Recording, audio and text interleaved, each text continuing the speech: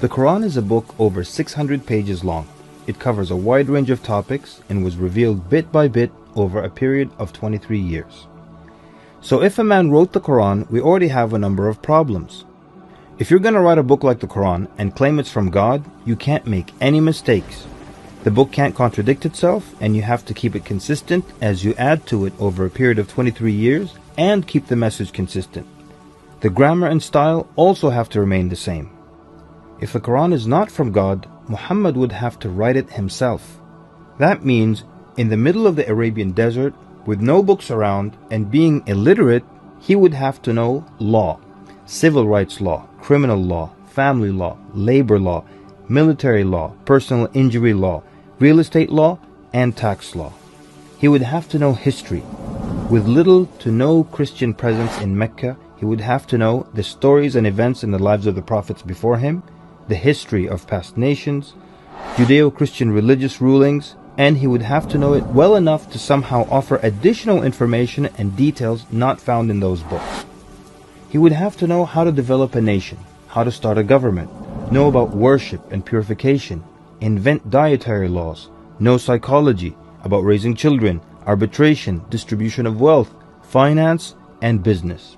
In the area of science, he would have to know embryology, oceanography, about plate tectonics, cloud formation, UV rays, know about plants, mountains, bees, the human brain, the Big Bang, and the expansion of the universe.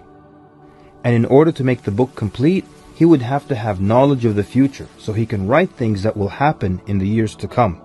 He would have to be a time traveler in order to insert his name and mention in the Bible. If he's claiming that the book he wrote is from God, it must not have a single solution that doesn't work. He must also keep his emotions and personal life out of the book. The book should not reflect happy times nor sad times in his life. The writing should not become cheerful and optimistic, nor sad and gloomy as if a human wrote it. But when you read the Quran cover to cover, you can't sense when his wife died, when his daughters got married, when his grandchildren were born, when he was victorious, and when he was defeated. To anyone who examines the Quran, it becomes perfectly clear that there is no way a man in the desert 1400 years ago could have written such a book.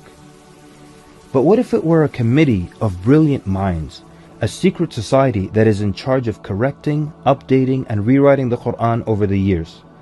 Their job would be to make sure that the book appears to be accurate, has no mistakes or contradictions, and to keep updating it to agree with science and the changing world. If that were the case, then there would be other versions of the Quran. Due to edits and improvements, we would have new edited versions and old versions with mistakes.